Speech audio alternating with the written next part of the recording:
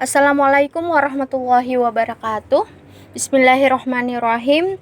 Baik, hari ini kita kembali membaca buku Malapetaka Runtuhnya Khilafah karya Syekh Abdul Qadim Zalum pada bagian ke-9 dengan judul Mustafa Kemal berupaya menarik mundur daulah dari Perang Dunia dan menandatangani perjanjian damai dengan Inggris. Kemenangan Mustafa Kemal atas pasukan Inggris pada pertempuran Dardanella menjadi suatu hal yang menarik. Kemenangan tersebut mempengaruhi semangat juang angkatan bersenjata Utsmani dan kaum muslim di seluruh wilayah Daulah Utsmaniyah. Kemenangan tersebut juga mempengaruhi mental pasukan sekutu.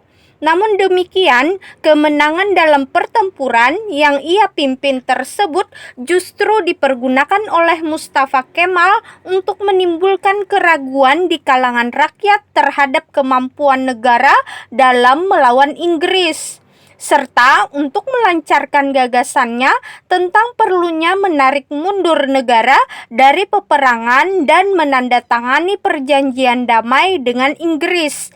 Ia kembali memulai tanda kutip perang domestik dengan daulah dengan tujuan agar daulah meninggalkan persekutuannya dengan Jerman dan membuat kerjasama dengan Inggris. Jika sebelum pertempuran dia menyimpan gagasan ini hanya untuk dirinya sendiri, namun setelah kembali dari pertempuran, ia mulai menyebarluaskan pendapat-pendapatnya tersebut kepada masyarakat, khususnya kalangan perwira militer, dan berupaya mempengaruhi para pejabat dan tokoh-tokoh yang berpengaruh. Ia bahkan memulai bertemu dengan para menteri dan memperbincangkan pendapat-pendapatnya tersebut secara terbuka serta berusaha mempengaruhi mereka. Dalam suatu kesempatan, Mustafa menemui Menteri Luar Negeri di kantornya. Menteri Luar Negeri pada waktu itu dijabat oleh Nasimi Bek, yang merupakan salah satu tokoh yang menganjurkan keikutsertaan Turki dalam Perang Dunia dan bersekutu dengan Jerman. Nasimi Bek menyambut hangat Mustafa, mengingat bahwa ia adalah pahlawan perang Anaforta, dan berbincang dengannya secara santun. Kata-kata Nasimi Bek penuh dengan optimisme, khususnya mengenai kemenangan yang dicapai oleh daulah dan kekalahan sekutu pada pertempuran Dardanella. Menteri Luar Negeri sangat menghargai kemenangan ini dan menyadari sepenuhnya dampak yang timbul akibat kekalahan ini pada negara-negara sekutu.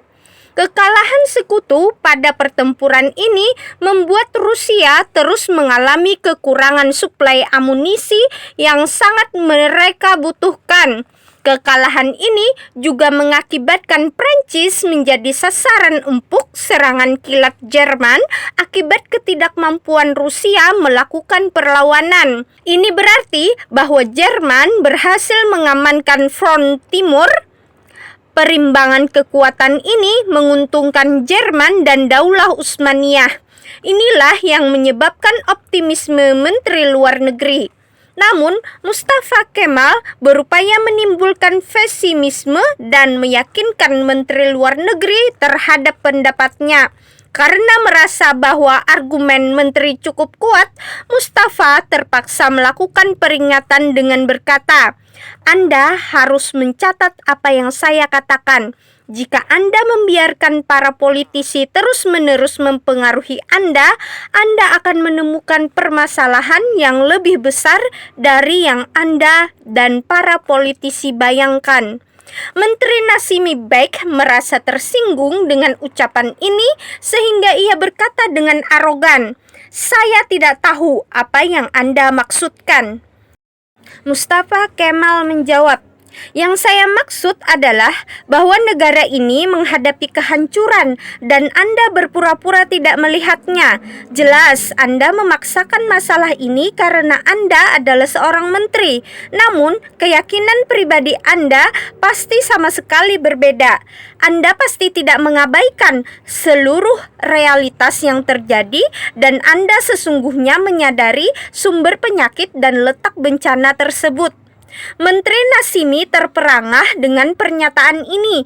Ia kemudian berkata kepada Mustafa dengan nada yang tegas, "Kolonel, jika Anda datang kepada saya untuk melemparkan keraguan Anda terhadap situasi negara ini, saya memberitahukan bahwa saat ini merupakan waktu dan tempat yang tidak tepat untuk melemparkan keraguan seperti itu.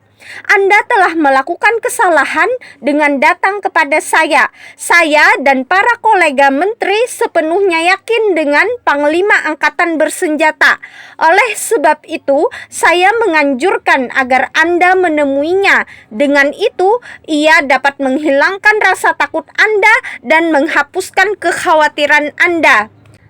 Menteri Natsimi kemudian mempersilahkan Mustafa Kemal pergi meninggalkan kantornya.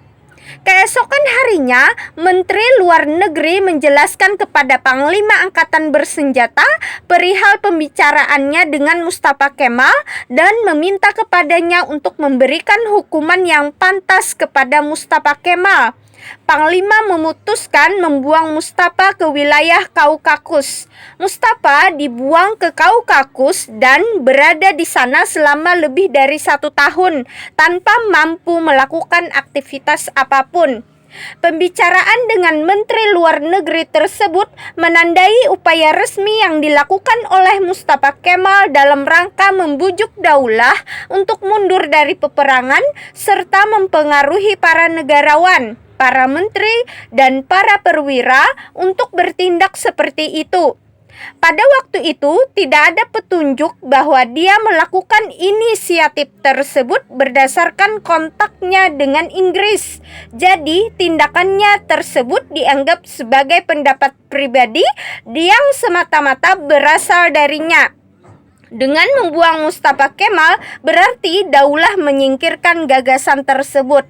Namun demikian, sejumlah kejadian berlangsung sejak saat itu. Kejadian-kejadian tersebut diprovokasi oleh Mustafa Kemal. Tujuannya adalah dalam rangka mengimplementasikan pemikiran-pemikirannya dengan menggunakan kekuatan serta ditujukan untuk merebut kekuasaan secara paksa. Dengan demikian, pengkhianatannya terlihat dengan nyata. Konspirasi Mustafa Kemal menentang Daulah Islam. Konspirasi pertama terjadi pada saat Mustafa ditugaskan di Kaukakus. Suatu upaya kudeta berlangsung di Istanbul. Mustafa Kemal patut diduga terlibat dalam konspirasi ini. Seorang perwira bernama Mayor Yakub Jamil Bek berkomplot dengan sejumlah kawannya untuk menjatuhkan pemerintah. Salah satu kutipan pernyataan Yakub Jamil di hadapan kawan-kawannya adalah, "Orang-orang yang menganggap dirinya besar sesungguhnya adalah orang-orang kerdil. Negara menyerukan perlunya menyingkirkan orang-orang tersebut dari posisi-posisi mereka di pemerintahan dan menggantinya dengan orang-orang yang memiliki patriotisme yang lebih besar dan ketulusan." Kawan-kawannya menyela, menyingkirkan orang-orang tersebut merupakan perkara yang mudah. Namun, dapatkah engkau menunjukkan orang yang menurut pandanganmu dapat mengembalikan pemerintahan seperti semula? Yakub Jamil menjawab, Mustafa Kemal. Namun, konspirasi makar ini tersingkap. Yakub Jamil dan teman-temannya lalu dijatuhi hukuman mati. Mustafa Kemal mendengar berita ini ketika ia berada di Kaukakus. Bagi Mustafa, berita ini sangat mengejutkan, bagai suara petir di siang hari. Berita ini sampai ke Mustafa melalui Dr. Hilmi Bek, salah seorang anggota konspirasi yang berhasil kabur dari Istanbul ke Kaukakus dan meminta perlindungan kepada Mustafa. Pemerintah Istanbul memerintahkan Mustafa menangkap Dr. Hilmi Bek dan mengembalikannya ke Istanbul. Namun, Mustafa justru mengirimkan sebuah telegram kepada pemerintah yang berbunyi, "Dr. Hilmi sekarang berada dalam perlindungan saya."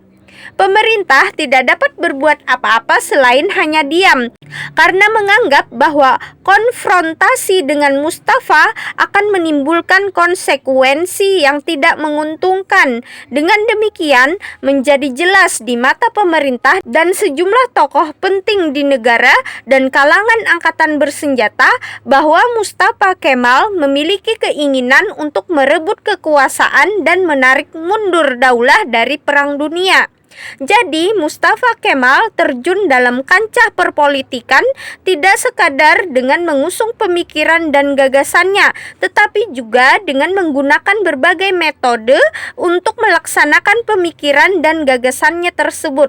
Oleh sebab itu, Mustafa menjadi objek perhatian dan sumber kekhawatiran berbagai kalangan.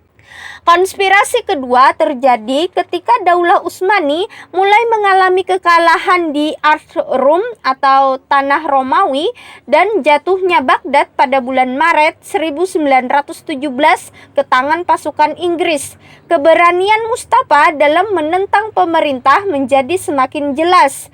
Dia mulai menyerukan secara terbuka penarikan daulah dari Perang Dunia. Apalagi ketika pasukan Rusia meningkatkan serangannya atas Rum yang akhirnya jatuh ke tangan mereka. Sekalipun pemerintah masih dapat menutupi kerugian dan kekalahan yang dideritanya, serangan Inggris atas Irak dan jatuhnya Baghdad menjadikan kerugian dan kekalahan yang diderita Daulah Utsmani terlihat nyata. Inggris menyerang Irak dengan pasukan yang didatangkan dari India. Namun, tentara Utsmani memberikan perlawanan dan berhasil menahan laju serangan Inggris. Mereka juga berhasil menahan bala bantuan Inggris. Pada tanggal 29 April 1916, pasukan Utsmani berhasil memaksa pasukan Jenderal Townshend yang mengepung Kut Al-Amara untuk menyerah dan menawan seluruh anggota pasukan tersebut. Namun demikian, pasukan Inggris yang diturunkan di wilayah tersebut mempunyai kekuatan yang lebih besar daripada pasukan Utsmani. Dengan itu, keunggulan pasukan Inggris itu pun tampak nyata dalam berbagai pertempuran dan perimbangan kekuatan pun semakin menguntungkan Inggris. Pada bulan Februari 1917, Inggris berhasil menduduki Kut Al-Amara.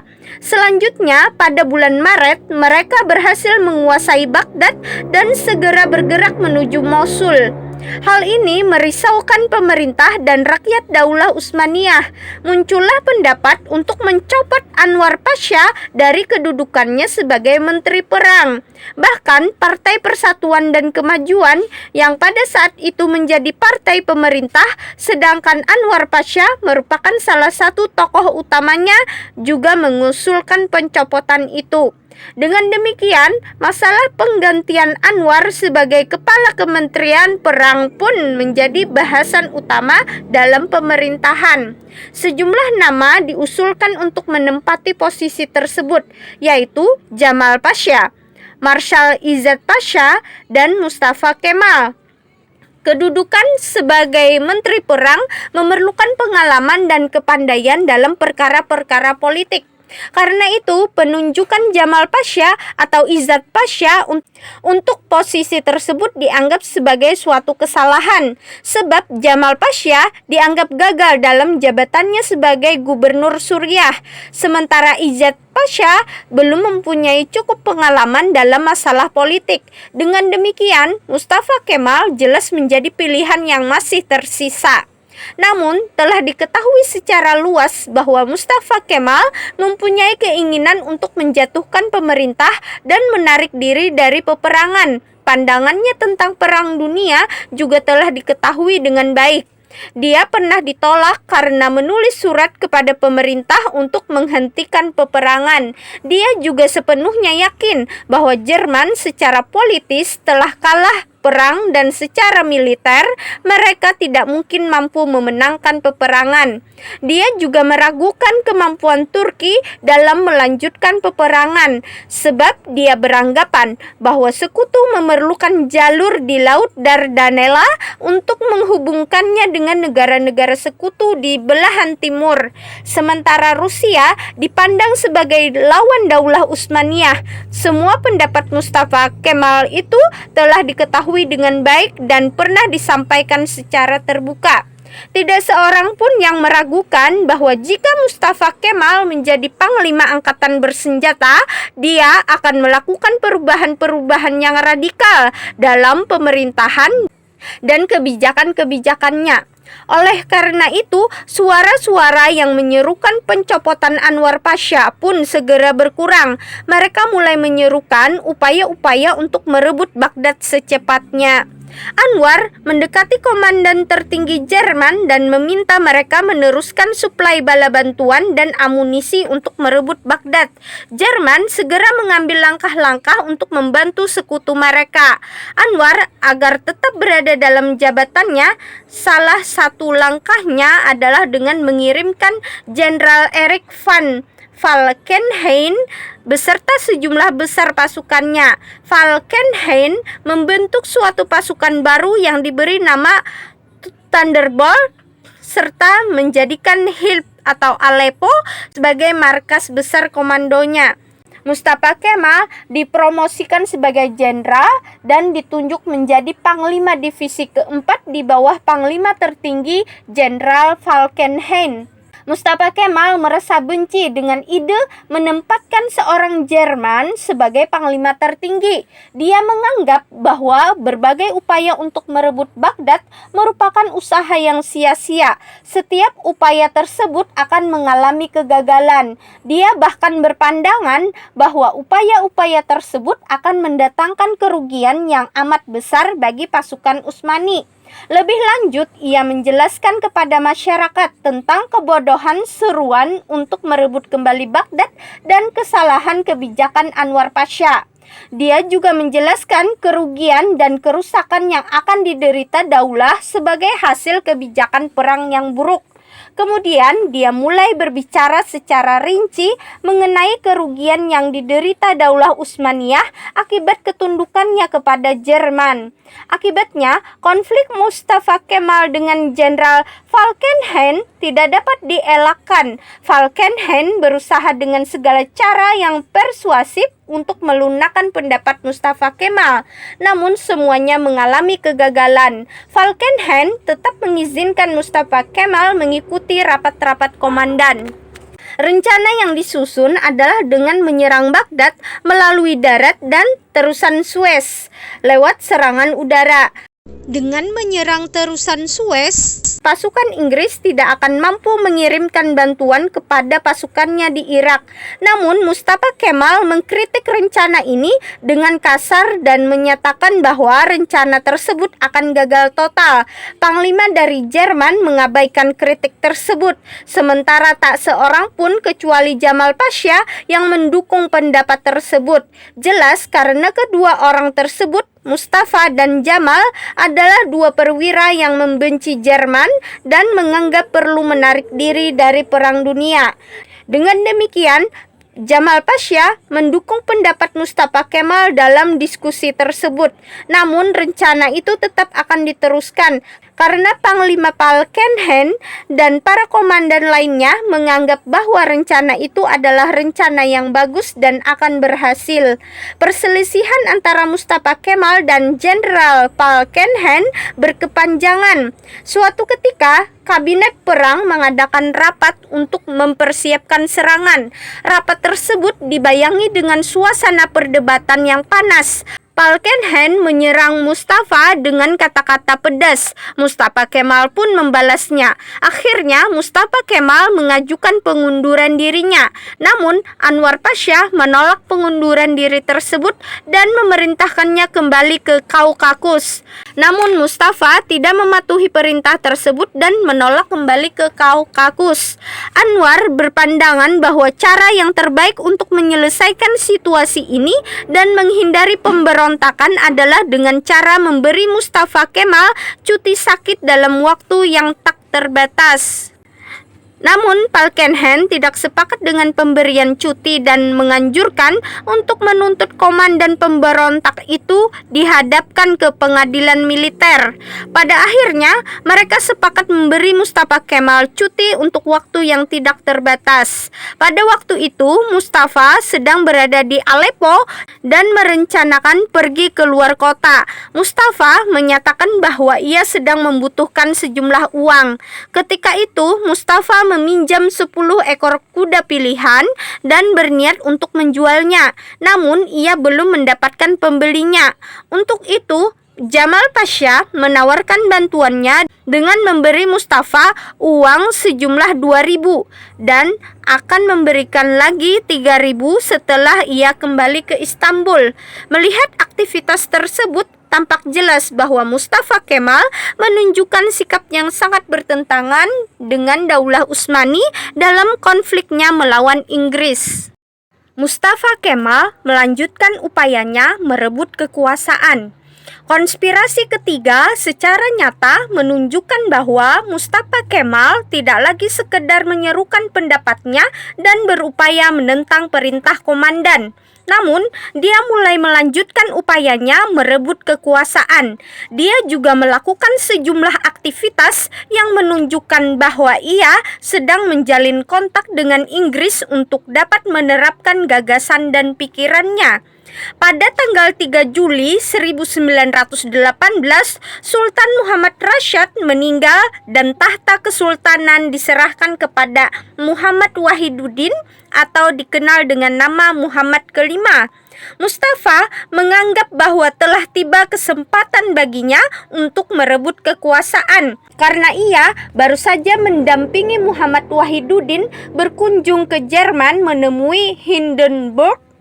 Sebelumnya, Anwar menugaskan Mustafa Kemal mendampingi Muhammad Wahiduddin, sang putra mahkota, supaya ia dapat menyaksikan kebesaran Jerman yang diharapkan dapat mengubah pandangan Mustafa. Tidak lama setelah mereka kembali dari Jerman, Muhammad Rashid meninggal dunia. Muhammad Wahiduddin pun naik tahta. Mustafa Kemal merasa gembira atas kesempatan mendampingi Wahiduddin belum lama ini. Dia berharap dapat mempengaruhi Sultan baru itu dengan pikiran dan gagasannya. Dengan begitu, Sultan akan mengangkatnya menjadi menteri. Mustafa menemui Sultan yang baru secara kekeluargaan. Sultan Wahiduddin pun menyambutnya secara hangat dan santun. Sultan bahkan berkenan menyalakan sebatang rokok untuk Mustafa. Hal ini mendorong Mustafa untuk berbicara secara terus terang mengenai pandangannya. Mustafa menjelaskan strateginya dan mengingatkan Sultan akan bahaya yang mengancam daulah. Mustafa juga menganjurkan agar Sultan mengendalikan sepenuhnya angkatan bersenjata sekaligus mencopot Anwar dan para komandan perang berkebangsaan Jerman. Dengan begitu, Wahiduddin dapat mengendalikan seluruh kekuatan sehingga menjadi penguasa yang efektif, bukan sekadar menyandang nama Sultan.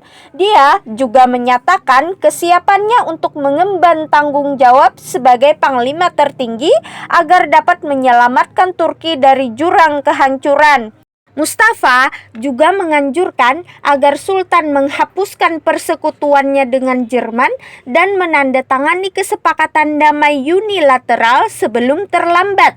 Atas pendapat dan gagasan tersebut, Wahiduddin bertanya, "Apakah ada para perwira lain yang berpandangan sama dengan Anda?" Mustafa menjawab, "Ada banyak perwira yang mulia." Namun demikian, Wahiduddin tidak menjanjikan apapun. Karena itu, Mustafa menemui Wahiduddin untuk yang kedua kalinya, namun Sultan tetap tidak menjanjikan apa-apa. Kembali, Mustafa menemui Sultan Muhammad Wahiduddin untuk yang ketiga kalinya dan menjelaskan pandangan-pandangannya sekali lagi. Wahiduddin menyimak penjelasan Mustafa dengan baik sampai selesai. Kemudian, Sultan membalikkan badannya dan berkata dengan tegas dan keras, "Saya telah mengatur semua urusan saya sesuai dengan pandangan yang terhormat Anwar Pasha dan Tal'at Pasha." Sultan segera mengusir Mustafa Kemal. Kurang dari 2 pekan kemudian, Wahidudin memanggil Mustafa Kemal.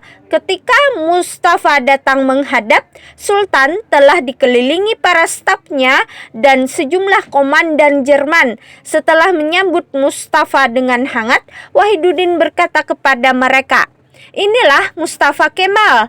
Dia adalah salah seorang pejabat yang paling cakap dan saya percayai."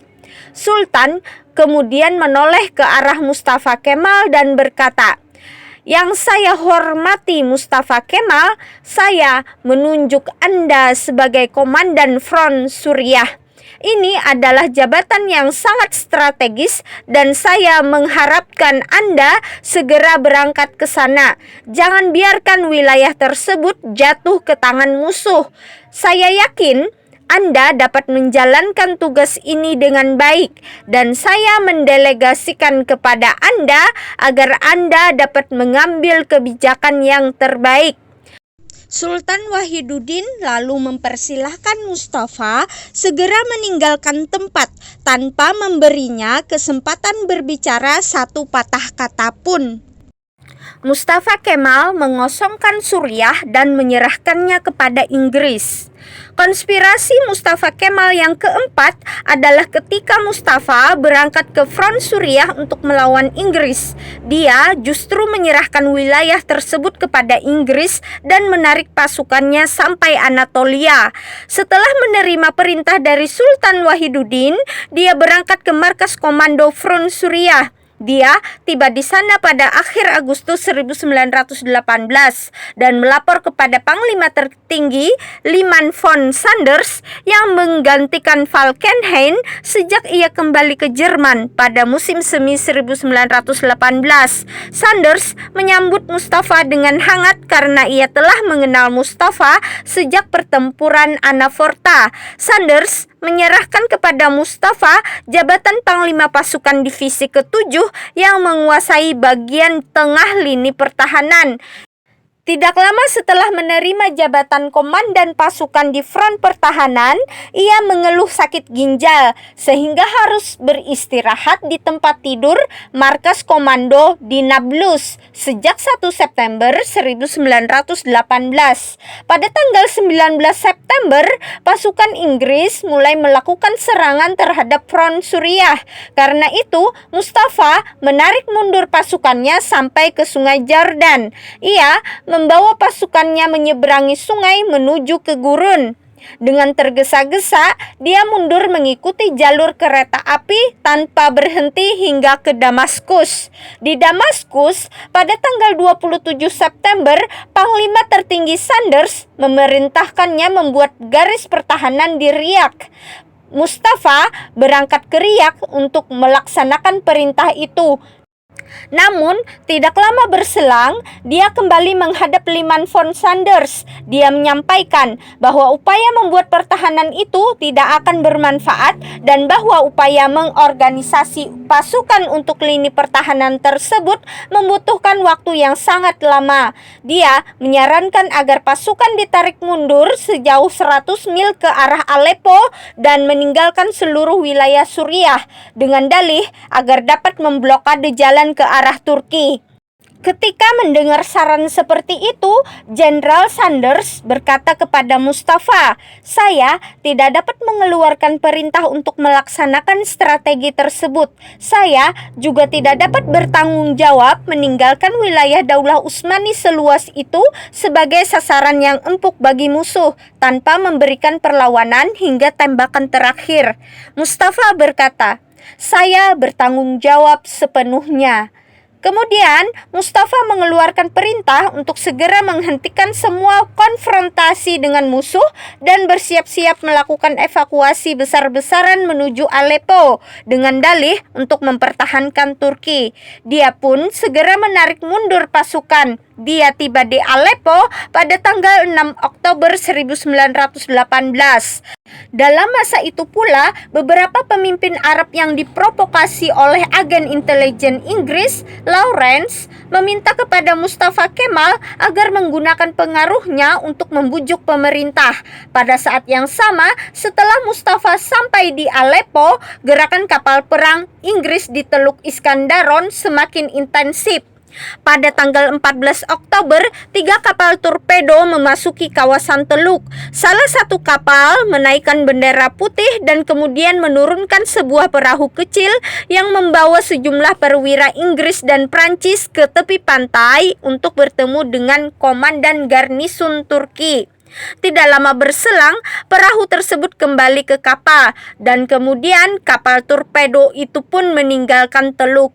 Setelah Mustafa Kemal membuat garis pertahanan 10 mil di utara Aleppo, dia mengirimkan telegram kepada Sultan yang isinya merekomendasikan Izzat Pasha sebagai kepala pemerintahan. Dia juga mengusulkan pembentukan kabinet baru dengan memberikan jabatan-jabatan kepada orang-orang yang namanya tercantum dalam telegram tersebut, termasuk meminta jabatan menteri perang untuk dirinya agar dia dapat memegang komando atas seluruh pasukan Turki.